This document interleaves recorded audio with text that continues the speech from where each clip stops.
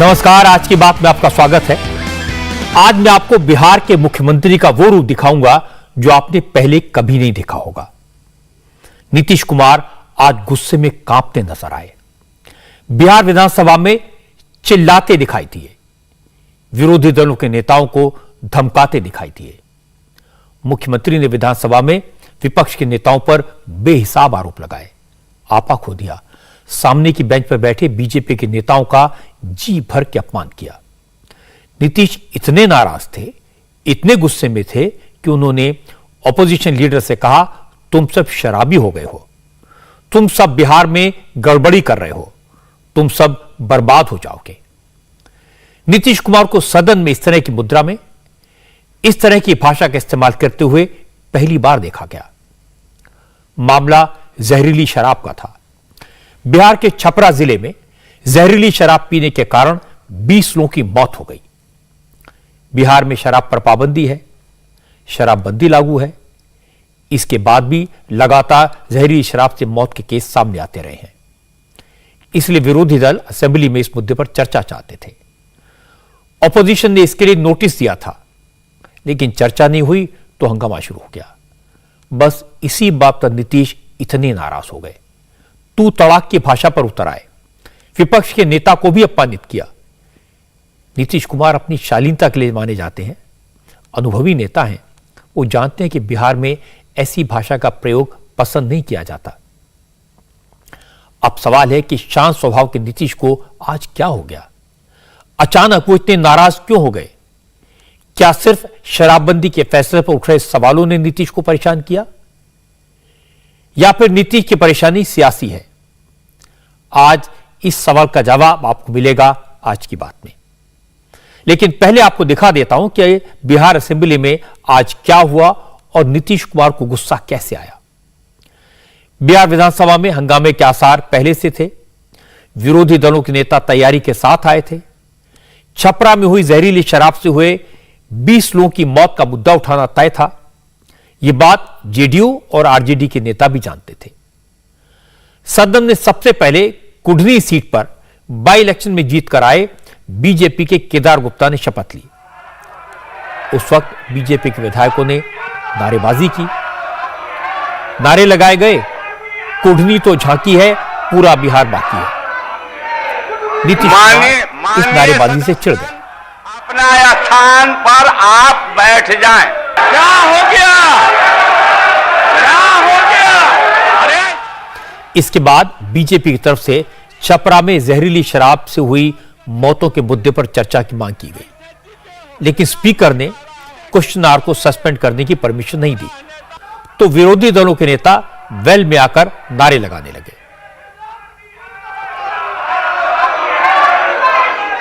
उन्होंने शराबबंदी फेल होने का इल्जाम लगाया, नीतीश सरकार पर माफिया को प्रोटेक्शन देने, शराब की कालाबाजारी को बढ़ावा देने का इल्जाम लगाया। बस इसी बात पर नीतीश ने आपा खो दिया।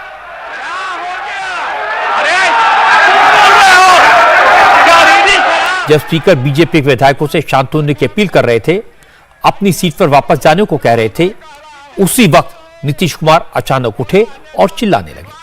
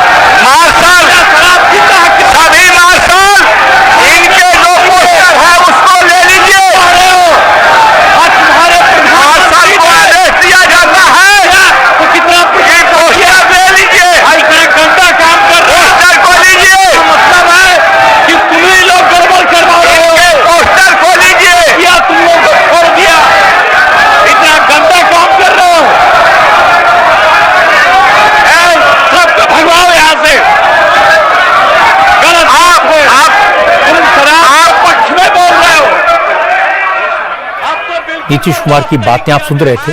उनका चेहरा तो पूरी तरह नहीं दिखाई दे रहा था, लेकिन उनकी आवाज सुनाई दे रही थी। नीतीश ने बीजेपी नेताओं से कहा, जब शराबबंदी का फैसला हुआ था तब तुम साथ में थे, अब तुम सब शराब पीने लगे हो, शराबी हो गए हो, बहुत गंदा काम कर रहे हो, अब बर्दाश्त नहीं किया जाएगा। और स्पीकर से कहा, निकालो सबको यहां से। नीतीश गुस्से में कांप रहे थे। उनका यह रुख देखकर पूरा सदन हैरान रह गया। कुछ देर तक तो उनकी अपनी पार्टी जेडीयू और उनके सहयोगी दल आरजेडी के विधायकों को भी ये समझ नहीं आया कि नीतीश को क्या हो गया। वो स्तब्ध रह गए, सोचते रह गए, करें तो क्या करें, कैसे रिएक्ट करें।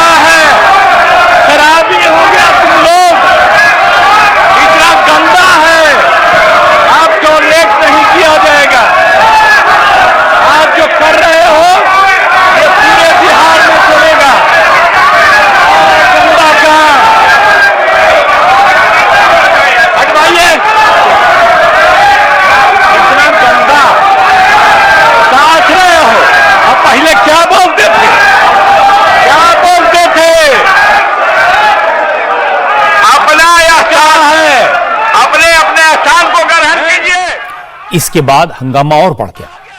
तब विपक्ष के नेता विजय सिन्हा खड़े हुए। उन्होंने नीतीश कुमार के बयान पर आपत्ति जताई। कहा कि सदन के नेता विपक्ष के नेताओं का इस तरह अपमान नहीं कर सकते, नीतीश कुमार को माफी मांगनी चाहिए। इसी दौरान विजय सिन्हा ने नीतीश कुमार पर बिहार में गुंडागर्दी, माफिया राज और भ्रष्टाचार को बढ़ावा देने का इल्जाम लगा दिया। नीतीश कुमार और भड़क गए। उन्होंने विजय सिन्हा से कहा, तुम पूरी तरह बर्बाद हो जाओगे, सबको पता है कैसे जीते हो, कौन गया था तब जीते थे। नीतीश कुमार यह कहना चाहते थे कि विजय सिन्हा के क्षेत्र में चुनाव प्रचार करने के लिए वो गए थे, विजय सिन्हा उन्हीं की वजह से जीते, और अब विजय सिन्हा उन पर इस तरह के इल्जाम लगा रहे हैं। नीतीश ने विपक्ष के नेता विजय सिन्हा से बार बार कहा, तुम पूरी तरह बर्बाद हो जाओगे। मंत्री जी को माफी मांगना चाहिए, जिस तरह से उत्तेजित होकर मेरे सदस्यों के साथ व्यवहार किए, इनको माफी मांगना चाहिए। माफी तुम मांगो, माफी आप मांग लेना, और भ्रष्ट आदमी आप गंदा काम कर रहे हो, हत्या लूट भ्रष्टाचार फैला रहे हैं, पूरे बिहार के अंदर अपराधियों की जमात खड़ी कर रहे हैं, भ्रष्टाचार पूरे बिहार के अंदर है, गड़बड़ काम के अंदर जंगल राज को पूरे तौर पर बर्बाद होगे। इतना गंदा काम आज तक किसी ने नहीं किया है जो कर रहे हो, बहुत गंदा काम है।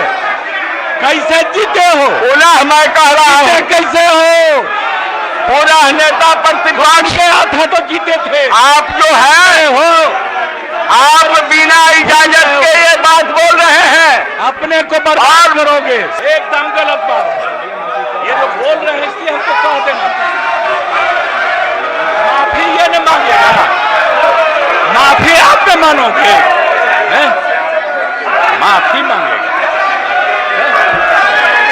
आप सदन नेता, आप तो सुने को जरा शांति तो बनाए, सही बात है, इस तरह से सदन चलता है।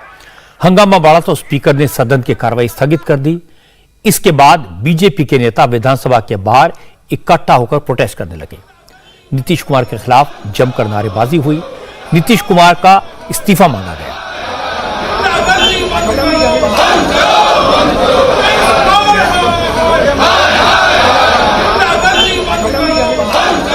बिहार विधानसभा में विपक्ष के नेता विजय कुमार सिन्हा जब स्पीकर थे उस वक्त भी असेंबली में एक बार नीतीश कुमार की नाराजगी का शिकार हो चुके हैं। उस वक्त बीजेपी और नीतीश साथ साथ थे। इसके बाद सरकार बदली, नीतीश ने तेजस्वी के साथ मिलकर सरकार बना ली तो बीजेपी ने विजय कुमार सिन्हा को ही विपक्ष का नेता बना दिया। आज विजय कुमार सिन्हा ने कहा कि नीतीश कुमार जिस तरह विधायकों को धमकाने वाले अंदाज में बात कर रहे हैं, तू तड़ाक की भाषा का इस्तेमाल कर रहे हैं, इससे बर्दाश्त नहीं किया जाएगा। नीतीश को अपने व्यवहार के लिए माफी मांगनी ही पड़ेगी। ये दुर्भाग्यपूर्ण है, लोकतंत्र का हत्या है। मुख्यमंत्री जी संविधान की धज्जी उड़ा रहे हैं और पूरी तरह से ये अपने अहंकार स्वार्थ में और अपनी कुर्सी के लिए इतना घबरा चुके हैं कि मर्यादा को तार तार कर रहे हैं।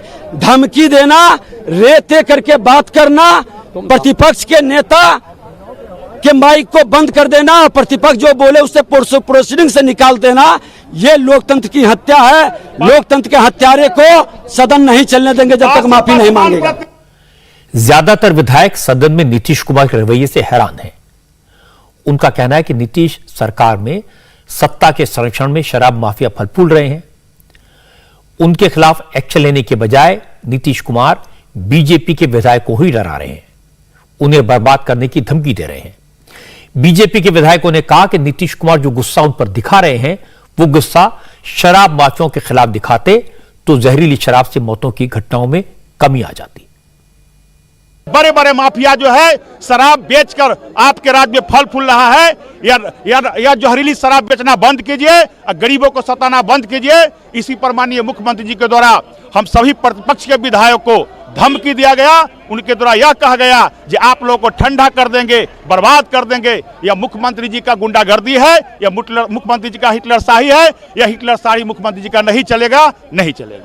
हम लोगों को धमकी देने लगे कि देख लेंगे, बर्बाद कर देंगे, तुम क्या है, तुम क्या है, तुम क्या है।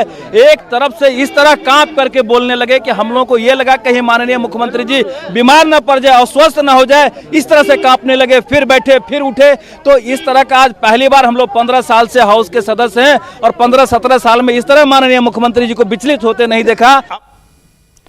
बिहार में नीतीश कुमार ने 15 साल तक बीजेपी के साथ मिलकर सरकार चलाई। उसमें Sushil Modi deputy chief minister हुआ करते थे। अब सुशील मोदी राज्यसभा के मेंबर हैं। आज सुशील मोदी ने कहा नीतीश कुमार पहले तो ऐसे नहीं थे, पता नहीं उनको क्या हो गया, उम्र का असर है या हालात का, कह नहीं सकते। लेकिन नीतीश का यह रूप देखकर हैरानी होती है। नीतीश जी का समय चला गया, अब उनकी स्मरण शक्ति भी कम हो गई, बात बात में गुस्से में आ जाते हैं। पिछले 1 साल में 1 दर्जन ऐसी घटनाएं हैं जिसमें उन्होंने आपा खो दिया और तुम ताम पर उतर आते हैं। प्रशांत किशोर के बारे में, बीजेपी के बारे में तुम ताम शब्द का प्रयोग करते हैं, तो ये इनका स्वभाव नहीं था। ये बात सही है, ये उनका स्वभाव नहीं था। आमतौर पर शांत रहने वाले, कम बोलने वाले, शालीन व्यवहार करने वाले नीतीश कुमार ने पिछले कुछ महीनों में कई बार संयम खोया है। इस मामले में तेजस्वी यादव नीतीश से ज्यादा मैच्योर दिखाई दे रहे हैं। आज तेजस्वी विधानसभा में खामोश रहे, बाहर निकले तो नीतीश कुमार को बचाव किया, लेकिन सधे हुए अंदाज में। तेजस्वी यादव ने कहा कि शराबबंदी की शपथ तो बीजेपी ने भी ली थी। शराबबंदी के फैसले के वक्त बीजेपी भी सरकार में शामिल थी। उनके वक्त भी जहरीली शराब से मरने की घटनाएं होती थी, लेकिन तब बीजेपी ने ऐसा हंगामा क्यों नहीं किया? शराब की जो लोग बात कर रहे हैं, शपथ तो इन लोगों ने भी लिया था। और सत्ता में भाजपा कितने साल रहे, आज इनको याद आ रहा है कि जहरीली शराब से लोग मर रहे हैं। लेकिन इतना चाहे शराबबंदी थी, चाहे शराबबंदी होते हुए या उससे पहले जब शराबबंदी नहीं भी थी, तो भी जहरीली शराब से लोग जो है मारे जाते थे। ये सच्चाई। लेकिन भाजपा लगभग 10 साल से भी ज्यादा, 15 साल तक बिहार में काबिज रही। इन्होंने क्या किया, आज इनको याद आ रहा है। तो बीजेपी को कोई मतलब नहीं है बिहार के लोगों से। जो करना है करे ना भाई, यही बीजेपी के मंत्री के घर शराब पकड़ा गया था ना, मंत्री जो थे। अरे सब जान रहे भाई, क्या जान रहे। तेजस्वी यादव को बीजेपी पर इल्जाम लगाने का पूरा हक है। उनकी बात सही है, जिस वक्त बिहार में शराबबंदी का फैसला हुआ उस समय बीजेपी नीतीश कुमार के साथ सरकार में शामिल थी। लेकिन यह भी सही है कि जब पहले बिहार में जहरीली शराब पीकर लोगों की जान गई थी, उस वक्त तेजस्वी यादव और उनकी पार्टी के नेताओं ने भी नीतीश कुमार की सरकार पर सवाल उठाए थे। 2 साल पहले नवंबर 2020 की बात है, शायद 7 नवंबर था। उस वक्त तेजस्वी यादव विपक्ष के नेता थे, बीजेपी सरकार में थी। उस वक्त नीतीश कुमार ने तेजस्वी को इसी तरह डांटा था, कहा था दोस्त का लड़का है इसलिए सुनता रहता हूं, लेकिन अब बहुत हो गया, जो कह रहा है उसकी जांच होगी, कार्रवाई होगी। आज उसी तरह नीतीश ने आज के विपक्ष के नेता विजय कुमार सिन्हा को भला बुरा कहा। आज हालांकि गुस्सा कुछ ज्यादा ही था। असल में छपरा में जो घटना हुई है वो कोई मामूली घटना नहीं है।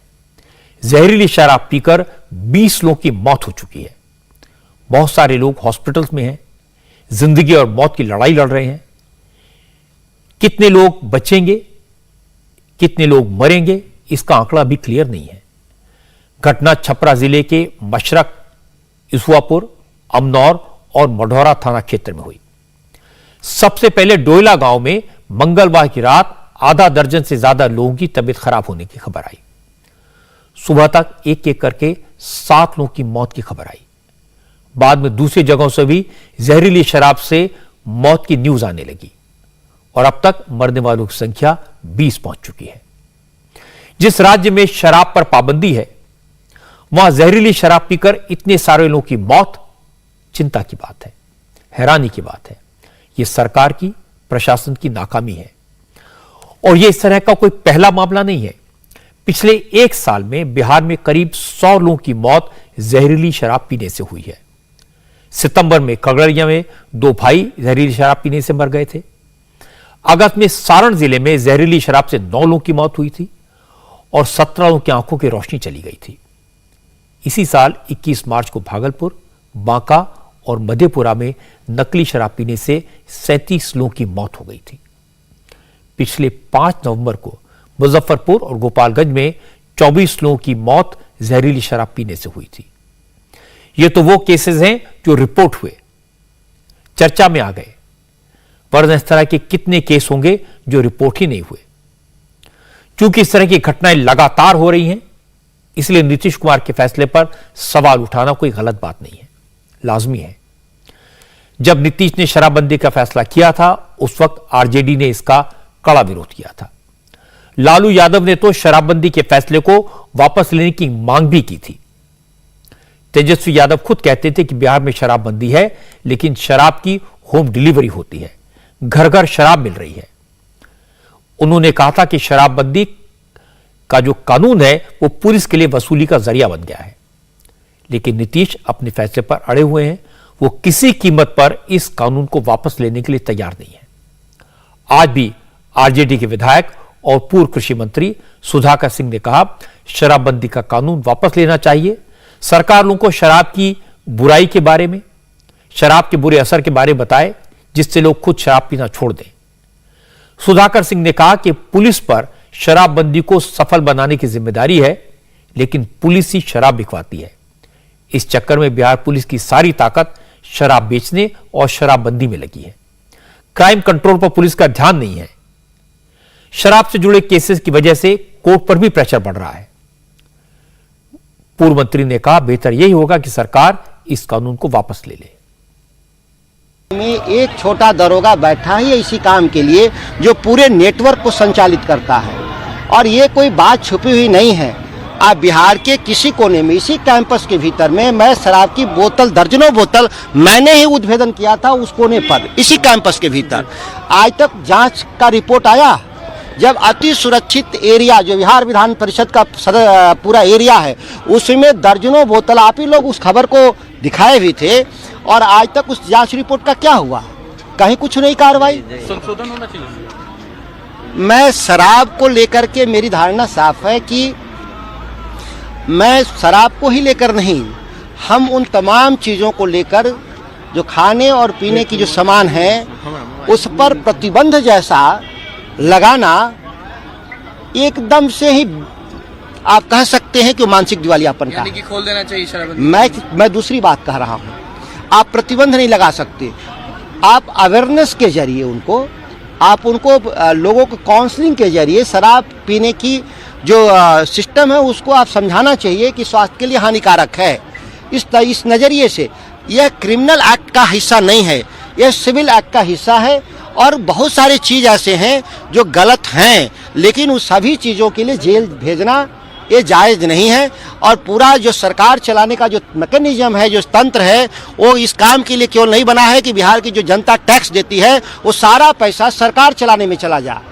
डेवलपमेंट के लिए भी पैसा होता है, आपको विकास करने के लिए पैसे मिलते हैं, उस सारे पैसे का अपव्यय आप करते हैं, जेल बनाते हैं, पुलिस लगाते हैं, जुडिशरी की इंफ्रास्ट्रक्चर को बढ़ाते हैं। इस काम के लिए सरकारें नहीं होती। सरकारें न्यूनतम खर्च में चलनी चाहिए और अधिकतम उसको डेवलपमेंट करना चाहिए। सुधाकर सिंह कौन है, यह आपको याद दिला देता हूं। सुधाकर सिंह आरजेडी के बड़े नेता जगदानंद सिंह के बेटे हैं। नीतीश के सरकार में कृषि मंत्री थे और मंत्री रहते हुए उन्होंने साफ साफ कहा था उनके डिपार्टमेंट में सबसे ज्यादा करप्शन है, हर जगह डाकू बैठे हैं। वो कृषि मंत्री हैं, इस लिहाज से वो डाकुओं के सरगना हैं। नीतीश कुमार ने उनसे अपना बयान वापस लेने को कहा, माफी मांगने को कहा, लेकिन सुधाकर सिंह ने माफी मांगने के बजाय इस्तीफा दे दिया। अब सुधाकर सिंह शराबबंदी पर दिल की बात कह रहे हैं। बीजेपी के नेता भी अब यही मांग कर रहे हैं कि शराबबंदी के कानून को वापस लिया जाए।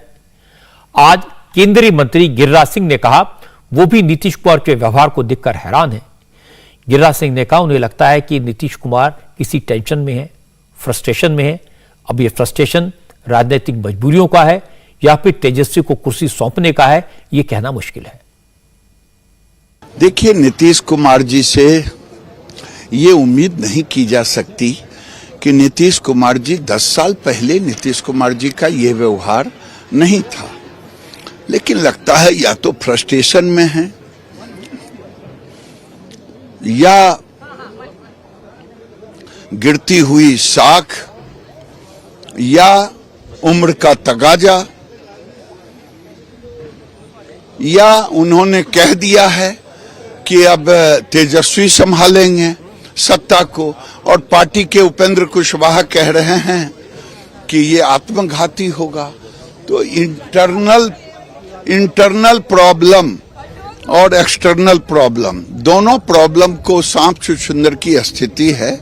और शराब नीतीश कुमार जी के कारण हर दिन मौत हो रही है, हर दिन शराब से मौत हो रही है।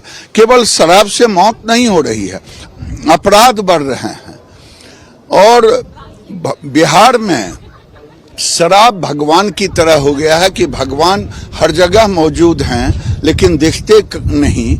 उसी तरह नीतीश कुमार जी का शराब दिखता नहीं लेकिन हर जगह मौजूद है। गिरिराज सिंह जिस बात की तरफ इशारा कर रहे थे वो मैं आपको साफ साफ बता देता हूं। ये तो सबको पता है कि नीतीश कुमार पिछले कुछ दिनों से बार बार कह रहे हैं कि अब तेजस्वी को ही सारा काम करना है, अब बिहार की सरकार तेजस्वी को संभालनी है। वो तो सिर्फ तेजस्वी की मदद कर रहे हैं। नीतीश की पार्टी में यहां तक चर्चा है कि नीतीश कुमार जेडीयू को आरजेडी में मर्ज कर सकते हैं, आरजेडी का जेडीयू में विलय हो सकता है। इस सुखबुआर से नीतीश की पार्टी के नेता परेशान हैं। फिलहाल कोई बोल नहीं रहा, लेकिन उपेंद्र कुशवाहा ने इशारों इशारों में अपनी बात कह दी। उपेंद्र कुशवाहा ने कहा किसी ने ऑफिशियली तो कुछ नहीं कहा है, पार्टी के किसी फोरम पर कोई चर्चा नहीं हुई है, फिर भी अगर किसी के मन में जेडीयू के आरजेडी में विलय की बात है तो ये आत्मघाती कदम होगा। मर्जर की बात कहीं है नहीं, पार्टी में किसी भी स्तर पे कोई बात नहीं है, कोई चर्चा नहीं। लेकिन जिस तरह से कहीं से भी लोग चर्चा कर रहे हैं, आखिर लोगों को सोचना चाहिए कि मर्जर कैसे जेडीयू का हो जाएगा। जेडीयू का मर्जर मतलब एक तरह से कहिए कि आत्मघाती कदम हम उठा लेंगे ना, तो आत्मघाती कदम स्वयं से कोई उठाता है क्या? इसलिए बिल्कुल इसमें सच्चाई नहीं है, मर्जर नहीं होगा। उपेंद्र कुशवाहा की चिंता और उनकी परेशानी समझी जा सकती है। उपेंद्र कुशवाहा पहले नीतीश के पुराने साथी थे। कुछ साल पहले दोनों ने रास्ता अलग कर लिया। उपेंद्र कुशवाहा ने अपनी राष्ट्रीय लोक समता पार्टी बनाई, एनडीए के साथ चले गए। मोदी की पहली सरकार में मंत्री बने। मोदी की दूसरी सरकार में मंत्री पद नहीं मिला तो एनडीए छोड़ दिया, नीतीश के साथ चले गए। राष्ट्रीय लोक समता पार्टी का जेडीयू में विलय कर दिया।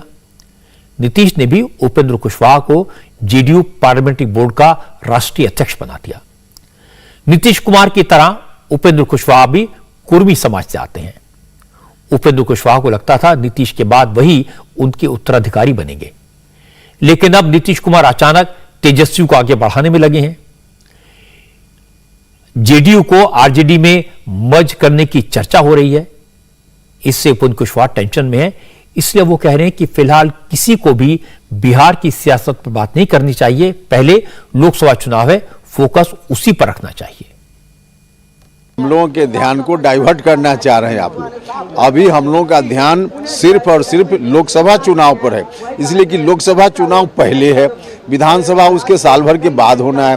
तो लोकसभा चुनाव के संदर्भ में ही अभी कोई बात होगी ना। विपक्ष की पार्टियों को ये करना है और उसके बाद फिर तय होगा कि क्या होगा नहीं होगा, सब लोग मिलकर तय करेंगे। लोकसभा चुनाव के लिए सबसे पहले विपक्ष को एक मंच पर लाने की कोशिश है। नीतीश कुमार जी के नेतृत्व में विपक्ष एक साथ आ जाएगा, उसके बाद फिर जो लोग आएंगे साथ वही तय करेंगे कि कौन चेहरा हो।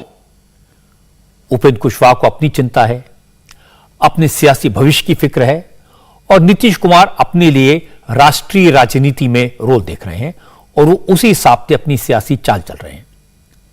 सुशील मोदी ने आज दावा किया कि आरजेडी और जेडीयू का विलय तय है। नीतीश के साथ आने के लिए लालू यादव ने यही शर्त रखी थी। नीतीश से पहले ही कह दिया था कि बिहार को तेजस्वी के हवाले करके वो राष्ट्रीय राजनीति में जाएं। सुशील मोदी ने कहा अब जेडीयू के नेताओं को अपना भविष्य खुद देखना होगा।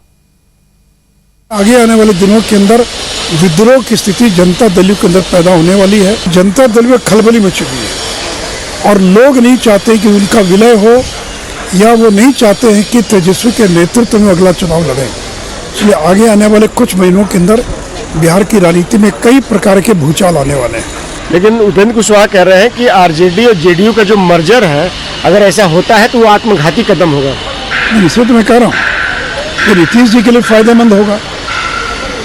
ये उपेंद्र कुशवाहा के लिए आत्मघाती हो सकता है व्यक्तिगत तौर पर, लेकिन नीतीश जी आज अगर 44 विधायकों के नेता हैं तो मर्जर के बाद वो 115 विधायक के नेता बन जाएंगे, क्योंकि एक ज़्यादा संख्या वाले विधायक के नेता बन जाएंगे।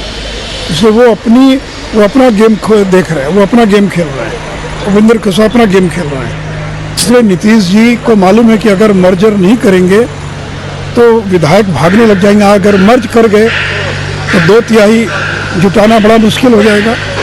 तो इसीलिए, और देखिए ये तो पहले ही जगता बाबू ने 2 महीना पहले ऐलान कर दिया था कि 2023 में तेजस्वी मुख्यमंत्री बनेंगे और नीतीश जी केंद्र की राजनीति करेंगे।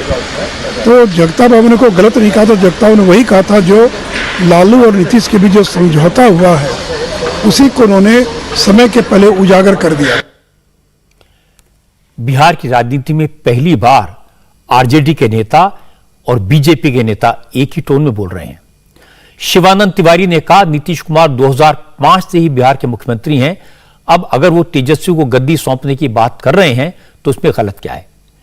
तेजस्वी यादव खुद को साबित कर चुके हैं, इसलिए वो चीफ मिनिस्टर की कुर्सी के नेचुरल दावेदार हैं। नीतीश कुमार के मुख्यमंत्रित्व काल का ये चौथा टर्म है।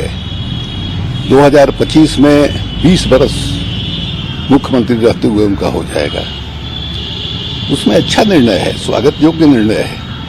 अपना उत्तराधिकार जो है समाजवादी विचारधारा के एक नौजवान के हाथ में सौंपना, और जिसने अपने आप को साबित किया है। पिछला जो विधानसभा का चुनाव हुआ उसमें महागठबंधन के अभियान का नेतृत्व तेजस्वी ने किया था और उसका परिणाम काफी अच्छा रहा। तो साबित हो चुका है कि हाँ साहब, योग्यता है, काबिलियत है, और सबसे बड़ी बात है कि लोग उसको एक्सेप्ट कर रहे हैं, नेता के रूप में एक्सेप्ट कर रहे हैं। यह सही है कि नीतीश कुमार को आज पहली बार इस तरह गुस्से में कांपते हुए देखा गया। उन्होंने अपना संयम क्यों खोया, इसे समझने की जरूरत है। दो वजह हैं। एक तो बिहार में नीतीश कुमार ने शराबबंदी लागू तो कर दी, पर ग्राउंड पर उसे इंप्लीमेंट नहीं कर पाए। बिहार में आज भी आसानी से शराब मिलती है। जहां ठेके वाली शराब नहीं पहुंच सकती, वहां कच्ची नकली जहरीली शराब बिकती है, लोग मरते हैं। ये नीतीश कुमार के लिए बड़ा फ्रस्ट्रेटिंग है। पहले तेजस्वी कहते थे शराब की होम डिलीवरी हो रही है, अब बीजेपी के नेता कह रहे हैं कि बिहार में पुलिस शराब बिकवाने में मशगूल है। पहले आरजेडी कहती थी, अब बीजेपी कहती है कि शराबबंदी लागू नहीं कर सकते तो कानून वापस ले लो। दोनों तरफ से अटैक मुख्यमंत्री पर है। पहले वो बीजेपी पर डिपेंडेंट थे, अब आरजेडी पर निर्भर हैं। और दूसरी प्रॉब्लम यह है कि उन्हें इस बात की भी बार बार फ्रस्ट्रेशन होती है। नीतीश कुमार जानते हैं अब थोड़े दिन में कुर्सी जाने वाली है। उन्होंने तेजस्वी यादव को मुख्यमंत्री बनाना स्वीकार किया था, बनाना ही पड़ेगा। नीतीश मजबूर हैं। न तो तेजस्वी से नाराजगी जता सकते हैं, न अपनी कुर्सी बचा सकते हैं। उन्होंने नेशनल लेवल की राजनीति का सहारा लेने की कोशिश की थी, लेकिन वो बहाना भी हवा हवाई हो गया। विरोधी दलों में प्रधानमंत्री पद के दावेदारों की फहरिस्त बहुत लंबी है और उसमें नीतीश कुमार का नाम काफी नीचे है। अब जाएं तो कहां जाएं, करें तो क्या करें। 17 साल से मुख्यमंत्री हैं, हर बार पलटी मारकर कुर्सी बचाते रहे, लेकिन अब पलटी मारने का सारा स्टॉक खत्म हो चुका है। अब पाला बदलने की कोई गुंजाइश नहीं बची। ऐसे में क्रोध आना, आपा खोना स्वाभाविक है। मैं नीतीश कुमार को बहुत बरसों से जानता हूं। वो व्यवहार में शालीनता रखने वाले, मुस्कुराकर अपनी बात कहने वाले, संभल कर बोलने वाले नेता रहे हैं। लेकिन लगता है कि राजनीति की मजबूरियों ने उन्हें बहुत परेशान कर दिया है। जिस बीजेपी से उन्होंने दामन छुड़ाया था, वो बीजेपी एक के बाद एक चुनाव जीतती जा रही है। जिन नरेंद्र मोदी का साथ नीतीश कुमार ने छोड़ा, वो 2024 की रेस में सबसे आगे दिखाई दे रहे हैं। मोदी की हर जीत नीतीश कुमार को काफी चुभती होगी। गुजरात में बीजेपी की ऐतिहासिक जीत का जश्न आज भी मनाया गया। आज दिल्ली में बीजेपी की पार्लियामेंट्री पार्टी की मीटिंग में गुजरात में बीजेपी की ऐतिहासिक जीत के लिए प्रधानमंत्री नरेंद्र मोदी का जबरदस्त स्वागत हुआ। संसदीय दल की मीटिंग में बीजेपी की लोकसभा राज्यसभा के सभी सांसद और मंत्री मौजूद थे। जैसे ही नरेंद्र मोदी इस बैठक में पहुंचे, सांसदों ने खड़े होकर ताली बजाकर नारे लगाकर वेलकम किया।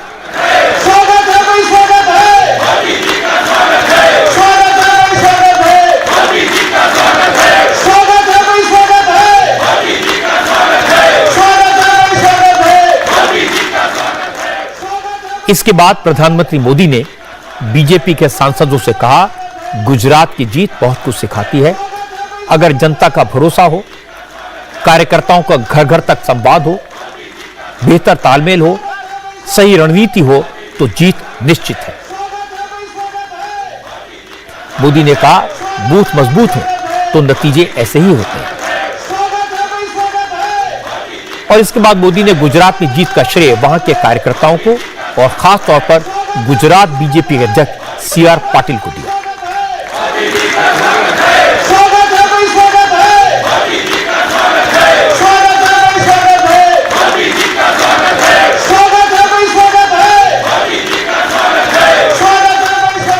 पार्लियामेंट एनेक्सी में जिस वक्त गुजरात की जीत के लिए मोदी का अभिनंदन हो रहा था, उसी वक्त पार्लियामेंट में विरोधी दलों के नेता मोदी को घेरने की रणनीति बना रहे थे। राज्यसभा में विपक्ष के नेता मल्लिकार्जुन खड़गे के चैम्बर में कांग्रेस समेत 17 विरोधी दलों के नेताओं की मीटिंग हुई। इस मीटिंग में अरुणाचल में चीनी सैनिकों की घुसपैठ की कोशिश के मुद्दे पर सरकार को घेरने की रणनीति बनाई गई।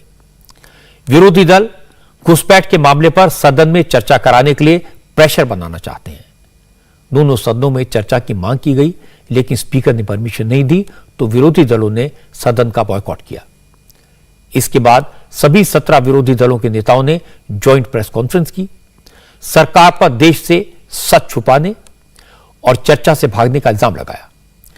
कांग्रेस के नेता प्रमोद तिवारी ने कहा, मोदी सरकार विपक्ष पर आरोप लगाकर भागने की कितनी भी कोशिश कर ले, लेकिन विरोधी दल इस मुद्दे पर चर्चा की मांग से पीछे कतई नहीं हटेंगे। सीमाओं की सुरक्षा का सवाल है, संप्रभुता का सवाल है। सारा अपोजिशन 17 पार्टियां हैं, 17। हम सब ये चाहते हैं कि हम पूरी शक्ति के साथ भारत की सेना के साथ खड़े हैं, परंतु ये हम बर्दाश्त नहीं कर सकते कि चीन जब चाहे तब हमारी सीमा की पवित्रता का हनन करे, आक्रमण करे।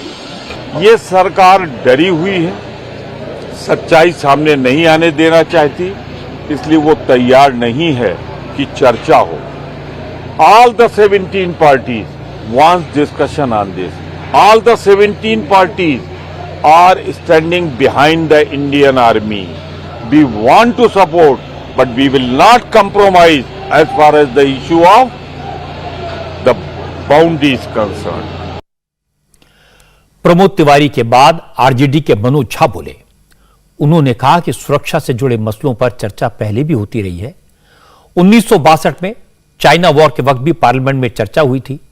मनोज झा ने कहा, अगर सरकार सच बोल रही है तो विपक्ष के सवालों से डरती क्यों है, चर्चा क्यों नहीं कराती। 62 का हवाला दिया। प्रेसिडेंस जब चुना जाता है पीठ द्वारा तो प्रेसिडेंस में चेरी पिकिंग नहीं होती है कि ये वाला लेंगे वो वाला नहीं लेंगे। राष्ट्रीय सुरक्षा के मसले पर हम सब एकजुट है, जैसा प्रमोद जी ने कहा, लेकिन डिप्लोमेटिक फेलियर जवान के कंधे पर नहीं आप डाल सकते हैं। हम पूरे के पूरे सेना के साथ हैं। कल सेना को कितना अच्छा लगता कि पूरी संसद चर्चा के बाद एक मत होकर के उनके पीछे खड़ी है। आप डिनाइल की फॉरेन पॉलिसी रखे हुए हैं। आप चाइना के बरक्स, मैंने आज तक एक रोबस्ट स्टेटमेंट नहीं सुना है अपने मंत्रियों से, अपने कैबिनेट से। मैं आपके माध्यम से अपने दल की ओर से, तमाम साथियों की ओर से एक बात कहना चाहता हूं, जो भी सरकार चर्चा पे पर्दा डालती है वो अपने कुकृत्यों पर पर्दा डालने की कोशिश कर रही है। देश एक था, एक है और एक रहेगा। सरकारें आती जाती हैं। राष्ट्रीय सुरक्षा और अखंडता पर किसी प्रकार का समझौता बर्दाश्त नहीं किया जाएगा। हालांकि इस मुद्दे पर सरकार का स्टैंड तो साफ है। Parliamentary affairs minister Prahlad Joshi ने आज कहा कि सरकार तो चर्चा के लिए तैयार है, लेकिन विपक्ष पहले हंगामा बंद करे, स्पीकर परमिशन दे, सरकार सारे सवालों के जवाब देने के लिए तैयार है। लेकिन बीजेपी के नेता सुधांशु त्रिवेदी ने कहा, सेंसिटिव इशू है, रक्षा मंत्री ने बयान दे दिया है, इस तरह के मसलों पर सवाल जवाब और क्लैरिफिकेशन की परंपरा नहीं रही है। विपक्ष भी इस बात को जानता है, लेकिन जानबूझकर हंगामा कर रहा है। वास्तविकता यह है कि कल रक्षा मंत्री जी का बयान के बाद अब स्थिति बिल्कुल स्पष्ट हो गई है। अब इसके बाद भी यदि कोई इस विषय के ऊपर निरंतर इसको बनाए रखना चाहता है तो मैं कहना चाहता हूं, इस समय विपक्ष व्यर्थ का वितंडावाद खड़ा करने का प्रयास कर रहा है। इस विषय में सभापति महोदय ने कल ही बहुत स्पष्ट किया था। 2006, 7, 8 और 12 के उदाहरण उन्होंने देके कहा था, जिसमें कई आतंकवादी घटनाओं से लेकर अन्य चीजों पर ही कहा था। राष्ट्रीय सुरक्षा से जुड़े संवेदनशील विषय हैं, इस पर चर्चा नहीं। दूसरी यह व्यवस्था है कि मंत्री के बयान के बाद कोई चर्चा नहीं होती। जब एक बार माननीय मंत्री, रक्षा मंत्री जी का बयान हो गया तो उसके बाद कोई चर्चा का औचित्य नहीं रहता। चीन को लेकर विपक्ष सरकार पर अटैक कर रहा है, सवाल पूछ रहा है, संसद का बहिष्कार कर रहा है, मोदी की नीयत और नीति पर शक कर रहा है। लेकिन दुनिया के बड़े बड़े देश इस मुद्दे पर भारत के साथ खड़े हैं, मोदी की नीति को सही बता रहे हैं। अरुणाचल में चीन के घुसपैठ के मुद्दे पर आज अमेरिका में जोरदार ढंग से भारत को सपोर्ट मिला।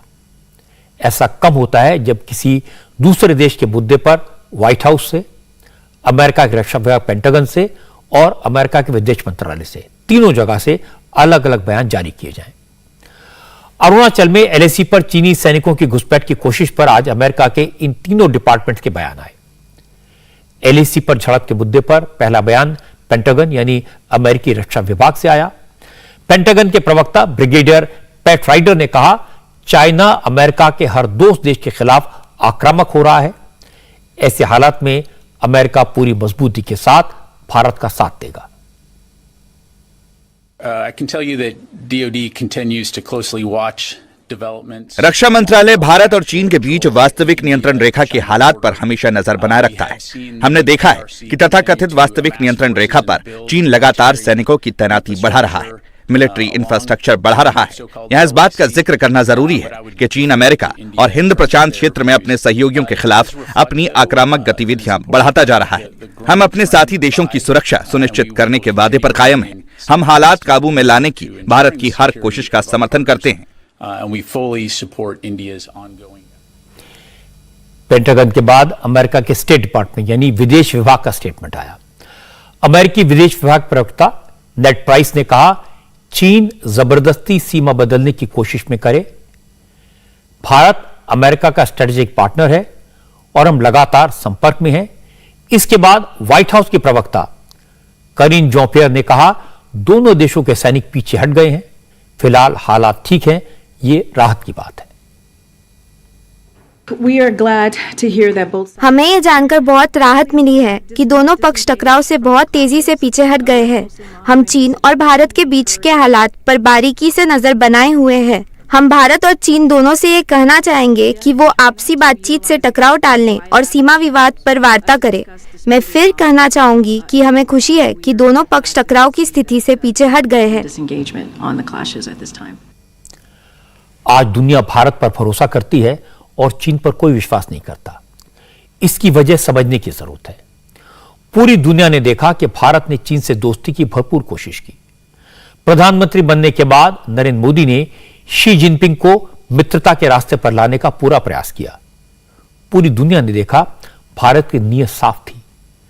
इसलिए जब जब चीन ने भारत की सीमा पर शरारत की तो उसे दुनिया के बड़े मुल्कों का साथ नहीं मिला। एक बात और भी समझनी होगी, मोदी ने चीन से दोस्ती की कोशिश तो की, लेकिन शी जिनपिंग पर कभी आंख मूंद कर भरोसा नहीं किया। एक तरफ दोस्ती का हाथ बढ़ाया, दूसरी तरफ चीन से लगती सीमाओं पर इंफ्रास्ट्रक्चर मजबूत करने का काम चलता रहा।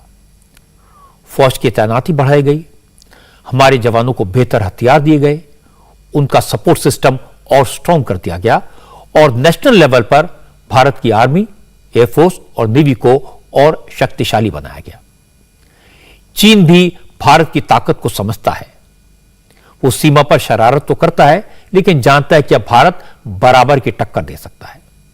चीन को मालूम है कि भारत की फौज उसको जवाब देने में पूरी तरह सक्षम है। मैं आपको भारत की सीमा पर तैयारी, इंफ्रास्ट्रक्चर और सपोर्ट सिस्टम के बारे में कुछ जानकारी देता हूं। चाइनीज आर्मी की एक्टिविटीज की निगरानी बढ़ाने के लिए इंडियन आर्मी ने अपनी चाइना सेंट्रिक एविएशन ब्रिगेड को एक्टिवेट कर दिया है। एरावट ट्राइडेंट नाम की इस ब्रिगेड के पास सीमा के पर निगरानी के लिए सर्वेलेंस ड्रोन है, कम ऊंचाई पर उड़कर दुश्मन के इलाके से डेटा इकट्ठे करने वाले विमान हैं। इसके अलावा हमारी फौज सैटेलाइट के जरिए भी चीन की हरकतों पर हर पल नजर रखे हुए है। पता ही चला कि ईस्टर्न सेक्टर में चाइना के 6 एयरबेस अपनी गतिविधियां तेज कर चुके हैं। फाइटर प्लेन वहां तैनात कर दिए गए हैं। इसी वजह से भारतीय सेना ने निगरानी बढ़ा दी है। एलएसी के ईस्टर्न सेक्टर में इंडियन एयरफोर्स भी कल से एयर एक्सरसाइज शुरू करने वाली है। इसके लिए हाशिमपुरा, गुवाहाटी, तेजपुर, झाबुआ, जोरहाट और मोहनबाड़ी के एयरबेस पर फाइटर प्लेन और निगरानी करने वाले जहाज, हेलीकॉप्टर, गनशिप तैनात कर दिए गए हैं। इस वक्त इंडिया टीवी के डिफेंस एडिटर मनीष प्रसाद हमारे साथ हैं। मनीष, आप तवांग को अच्छी तरह जानते हैं, वहां के हालात कैसे हैं, इसके बारे में आपके पास काफी डिटेल्ड जानकारी है। इस इलाके में एलएसी के आसपास इंफ्रास्ट्रक्चर कैसा है, कनेक्टिविटी कैसी है, सड़कों का हाल क्या है, कैसे हमारी फौज की जो बैकग्राउंड है, जो सिस्टम है, सपोर्ट सिस्टम है, वो कैसे मजबूत हुआ है, इसके बारे में अगर दर्शकों को कुछ बताएं। रणजीत जी, सबसे पहले तो गुवाहाटी से तवांग तक पहुंचने के लिए पहले करीबन 2 दिन का समय लगता था, लेकिन जो इंफ्रास्ट्रक्चर डेवलप हुआ है, दरअसल उसका अंदाजा आप इस बात से लगाइए कि पहले कुल मिला के बॉर्डर रोड ऑर्गेनाइजेशन का जो बजट था वो 4500 करोड़ का था और लेकिन अब जाके वो करीबन 13,500 करोड़ का हुआ है। उसकी वजह है पूरे लाइन ऑफ एक्चुअल कंट्रोल को इक्विप करना, मॉडर्नाइज करना। इस अरुणाचल के इस तवांग के इलाके में मैं खुद कई बार इस पे मैंने ट्रेवल किया है। जो टाइम है वो काफी इसमें बच रहा है और इसमें दो मेन इंपॉर्टेंट टनल है। एक सेला पास जो कि ट्विन टनल है 1.5 किलोमीटर और 1 किलोमीटर की, जो ऑल वेदर टनल है। इसका मतलब क्योंकि इस जगह पर जब बर्फबारी होने के बाद जो ट्रुप मूवमेंट है उसमें काफी ज्यादा बाधा पहुंचती थी और वेदर खराब होने की वजह से जो ट्रुप मूवमेंट थ्रू एयरक्राफ्ट या फिर उसके अलावा बाकी जो है उसमें भी बाधा पहुंचती थी। लेकिन इसके बन जाने से 2023 जनवरी में इसका उद्घाटन होगा। उसके बाद नेपुचू टनल, ये भी एक बहुत स्ट्रेटेजिक और इंपॉर्टेंट टनल है। तो इसका मतलब लाइन ऑफ एक्चुअल कंट्रोल के कुछ मिला के 1300 के लगभग जो अरुणाचल का पूरा लाइन ऑफ एक्चुअल कंट्रोल पड़ता है, यहां पे पैरेलल पूरी तरीके से बॉर्डर रोड ऑर्गेनाइजेशन ने इंफ्रास्ट्रक्चर डेवलप किया है। बॉर्डर रोड ऑर्गेनाइजेशन के साथ साथ सिविल एडमिनिस्ट्रेशन ने भी काम किया है, एडवांस लैंडिंग ग्राउंड यहां पे तैयार किया है ताकि अगर जरूरत पड़े तो इन एडवांस लैंडिंग ग्राउंड का इस्तेमाल भारतीय वायुसेना कर सके। और यही वजह है कि इस समय जब हम बात भी कर रहे हैं तब भी इनकी प्राथमिकता है कि तवांग के ऊपर का एरिया जो कि यांगसे के पास का एरिया या खिबितू या वेलोंग का एरिया है, वहां पर मॉडर्न इंफ्रास्ट्रक्चर को डेवलप किया जाए और जो आर्कटिक टेंट या फिर जो प्री थर्मल जो टेंट्स या फिर कैबिनेट्स हैं इस समय भारतीय सेना के लिए, वो उनकी मौजूदगी हो सके। और यही वजह है कि चीन सबसे ज्यादा परेशान है क्योंकि चीन के जो इंफ्रास्ट्रक्चर है उनका सपाट एरिया है, वहां से रोड बना हुआ है, उसे आना पहले बहुत ही इजी था। लेकिन अब सर्वेलेंस और मॉनिटरिंग इतनी ज्यादा हो रही है कि चीन की हर एक मूवमेंट, जैसे यांगसे में ही जैसे ही चीन के ट्रुप्स आए उसके तुरंत बाद ही भारतीय सेना ने उनको जवाब दिया और पूरी तरह से एग्रेसिवली जवाब देते हुए बैकफुट पे रखा। तो ये पूरा एरिया अब इंफ्रास्ट्रक्चर वाइज, अगर रजत जी आप गुवाहाटी से चलना शुरू करेंगे या फिर तेजपुर से चलना शुरू करेंगे तो यहां पर टेंगा, रूपा, ये दो ऐसी लोकेशन है जहां पर आपको रुकना ही पड़ेगा तवांग के जाने के लिए। लेकिन अब आप आसानी से जा सकते हैं, यहां तक कि हेलीकॉप्टर सेवा भी शुरू हुई है। तो ये एक तरीके से सिविल लोगों के साथ साथ मिलिट्रीली बहुत ही इंपॉर्टेंट और स्ट्रेटेजिक चेंज है जो कि अब दिखाई देता है। मनीष प्रसाद, बहुत बहुत शुक्रिया इस अपडेट के लिए। इसमें तो कोई शक नहीं है कि अब पाकिस्तान से लगता हुआ बॉर्डर हो, बांग्लादेश से सटी सीमा हो या फिर इंडो चाइना बॉर्डर, कोई इलाका ऐसा नहीं है जहां पेट्रोलिंग ना हो रही हो, जहां हमारी फौज की मौजूदगी ना हो। और दूसरी बात है कि लेह लद्दाख से लेकर अरुणाचल तक इंडो चाइना बॉर्डर के 3,488 किलोमीटर के इलाके में इंफ्रास्ट्रक्चर पिछले कुछ सालों में तेजी से डेवलप किया गया है। सिर्फ अरुणाचल के इलाके में 2,088 किलोमीटर लंबी ऑल वेदर रोड बन चुकी है। 45,000 करोड़ रुपए की लागत से नेशनल हाईवे बन रहा है। अब सरहद तक फौज की पहुंच आसान हो गई है। ऊंचाई वाले इलाकों में एयरबेस बन चुके हैं। हमारे सैनिकों के पास आधुनिक हथियार हैं और सेना को दुश्मन का जवाब देने के लिए खुली छूट है। ये सारी बातें चीन अच्छी तरह जानता है, वरना एक वक्त तो ऐसा था जब भारत सरकार सरहदी इलाकों में रोड बनाने से डरती थी। पार्लियामेंट में यह तर्क दिया गया था कहीं ऐसा ना हो कि रोड हम बनाएं और चाइनीज फौज उसका इस्तेमाल कर ले, इसलिए हम कुछ बनाएंगे नहीं। यह हकीकत पार्लियामेंट में डॉक्टर मनमोहन सिंह की सरकार में रक्षा मंत्री A.K. एंटनी ने कबूल की थी। उस वक्त चीन की फौज के जवान हमारे इलाके में आते थे, रुकते थे, घूम फिरकर चले जाते थे। लेकिन अब भारत बदल गया है, भारत की फौज का मिजाज बदल गया है। हमारी आर्म्ड फोर्सेस का एग्रेशन चेंज हो चुका है। मोदी सरकार रुख पुरानी सरकारों से अलग है। अरुणाचल में चाइनीज फौज को जो सबक मिला उसके बाद से चीन को हकीकत समझ में आ गई होगी। उम्मीद तो है कि चीन अब ऐसी गलती दोबारा नहीं करेगा, लेकिन उस पर भरोसा नहीं किया जा सकता। इसलिए हमारी फौज पूरी तरह तैयार है। आज महाराष्ट्र की सरकार ने लव जिहाद के खिलाफ एक पहला कदम उठाया। अब सरकार उन बेटियों की मदद करेगी जिन्होंने दूसरे धर्म के लड़कों से शादी की है और शादी के बाद उन्हें परेशान किया जाता है। महाराष्ट्र सरकार ने कमेटी बनाई है, नाम दिया गया है सामंजस्य समिति। महाराष्ट्र के महिला और बाल विकास मंत्री मंगल प्रभात लोढ़ा ने कहा, कई बार लड़के अपना असली नाम और धर्म छुपाकर लड़की से शादी कर लेते हैं। लड़की को बाद में हकीकत पता चलती है, वो विरोध करती है, लेकिन उसके बाद उसके साथ मारपीट होती है। लोढ़ा ने कहा कि चूंकि लड़कियां दूसरे मजहब के लड़कों से शादी कर लेती हैं, इसलिए लड़की का परिवार भी उनका साथ छोड़ देता है। ऐसे हालात में लड़की की मदद करने वाला कोई नहीं बचता। उन्होंने उदाहरण दिया कि श्रद्धा वालकर के केस में यही हुआ। श्रद्धा ने अपने परिवार से दूरी बना ली। इसका फायदा आफ्ताब ने उठाया और उसके टुकड़े टुकड़े कर दिए। अब किसी और लड़की के साथ ऐसा ना हो, इसलिए सरकार ने एक कमेटी बनाई है। श्रद्धा हत्याकांड के बाद से महाराष्ट्र के कई शहरों में लोगों ने प्रोटेस्ट करके लव जिहाद के खिलाफ कानून बनाने की मांग की थी। आज भी अहमदनगर में एक बड़े मार्च का आयोजन किया गया।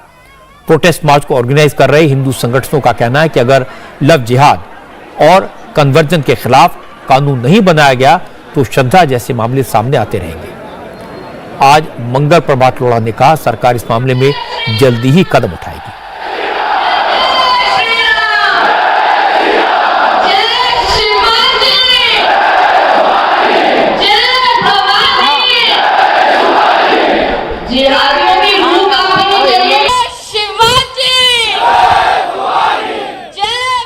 यह समिति एक 15 दिन के अंदर अंदर एक हेल्पलाइन नंबर इश्यू करने वाली है और उस हेल्पलाइन नंबर के ऊपर जो जिनको मदद की ज़रूरत होगी या कोई केस इनके पास आएगा तो उसके बारे में स्क्रूटनी करने के बाद में उसमें भी उनको जो कुछ उचित लगेगा अपने मूल परिवार से उस बच्चे या बच्ची का कम्युनिकेशन रहे, इतना ही समिति का उद्देश्य है। केवल इसके बारे में कि ऐसी अंतरधर्मी विवाह के बाद में जो मूल फैमिली से कम्युनिकेशन कट ऑफ हो जाता है, उसके बाद में जब उस बच्चे को जिसके साथ या बच्ची के साथ वो गए उनको पता पड़ता है कि इसका हमारे अलावा कोई नहीं है, उस समय जो श्रद्धा वालकर जैसी घटना होती है वो नहीं हो। बहुत स्पष्ट सोच के साथ में समिति बनाई गई है और मुझे लगता है कि हम सब भी परिवारों में रहते हैं, समाज में रहते हैं, हमको भी इसके बारे में, हमको सभी ऐसी घटनाओं के बारे में पता है। और श्रद्धा वालकर की घटना और कहीं नहीं हुई, महाराष्ट्र के अंदर ही हुई है, तो उस घटना के बारे में पॉजिटिवली सबको सोचना चाहिए, समिति का समर्थन करना चाहिए। धन्यवाद। महाराष्ट्र की सरकार इंटरफेथ रिलेशन रखने वाले लड़के लड़कियों को सपोर्ट करने के लिए नियम बनाए, सिस्टम बनाए, इसमें कोई गलत बात नहीं है, पर यह ध्यान रखने की जरूरत है इन नियमों का मिसयूज ना हो। हर हिंदू मुसलमान की शादी को लव जिहाद करार ना दिया जाए। यह अपराध सिर्फ तब होता है जब कोई अपना रिलीजन छुपाए। इसलिए सरकार सुनिश्चित करे न तो किसी को बेवजह परेशान किया जाए और न ही श्रद्धा जैसी किसी बेटी की जान जाए। दिल्ली से आज दिल दहलाने वाली खबर आई। दिल्ली के मोहन गार्डन इलाके में स्कूल जा रही 17 साल की छात्रा पर बाइक सवार 2 लड़कों ने तेजाब फेंक दिया। हमले में छात्रा का चेहरा बुरी तरह झुलस गया। 12वीं क्लास में पढ़ने वाली ये लड़की फिलहाल हॉस्पिटल में है। पुलिस ने इस मामले में 3 लड़कों को गिरफ्तार किया है। दिल्ली के स्पेशल सीपी सगरप्रीत हुडा ने बताया कि सचिन अरोड़ा नाम का लड़का लड़की को पहले से जानता था। दोनों की बातचीत होती थी, लेकिन 1 महीने पहले लड़की ने सचिन अरोड़ा से बातचीत बंद कर दी। बस सचिन अरोड़ा लड़की से नाराज हो गया। पुलिस का दावा है कि सचिन ने अपने दोस्त हर्षित और वीरेंद्र के साथ मिलकर एसिड फेंकने का प्लान बनाया। हर्षित के साथ बाइक पर आए सचिन ने छात्रा पर एसिड फेंका, जबकि तीसरा आरोपी वीरेंद्र सचिन का मोबाइल लेकर एक दूसरी लोकेशन पर था, जिससे यह साबित किया जा सके कि वारदात के वक्त सचिन लोकेशन पर मौजूद नहीं था। पुलिस ने बताया कि सचिन ने तेजाब ऑनलाइन ऑर्डर किया था और इसका पेमेंट भी ऑनलाइन ही किया। हैरानी की बात है कि बिना लाइसेंस के खुले बाजार में एसिड की बिक्री पर रोक है, लेकिन एसिड बाजार में भी मिलता है और ऑनलाइन होम डिलीवरी भी होती है। लेकिन सच यह है कि सिर्फ एसिड की बिक्री पर रोक लगाने से कुछ नहीं होगा। ऐसे मामले तभी रुकेंगे जब कानून का डर हो। इस मामले में एसिड फेंकने वाले लड़के को ऐसी सजा मिलनी चाहिए जो मिसाल बने। ऐसे अपराधियों के मन में खौफ पैदा हो। इंडिया टीवी हर वक्त हर जगह डाउनलोड करने के लिए सर्च करें India TV news Google play store या ऐप स्टोर पर।